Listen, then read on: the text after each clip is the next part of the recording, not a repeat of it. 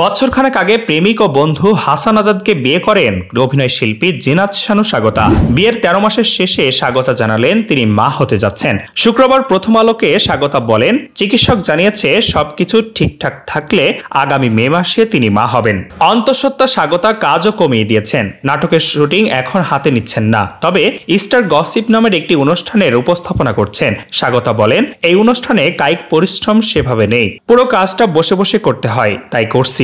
এর বাইরে একটি বিজ্ঞাপন চিত্রে শুটিং করেছি, মাঝখানে অবশ্য আমাকে একটি ছবিতে অভিনয়ের প্রস্তাবও দেওয়া হয়েছিল, কিন্তু কাজটা বেশ পরিশ্রমের এবং আউটডোরের করতে হবে, তাই সাহস করিনি। বাসার মানুষও না করেছেন। স্বাগত জানালেন, জীবনের অন্যরকম একটা সময় কাটছে তার, প্রতিটি মুহূর্ত নতুনভাবে ধরা দিচ্ছে তার কাছে।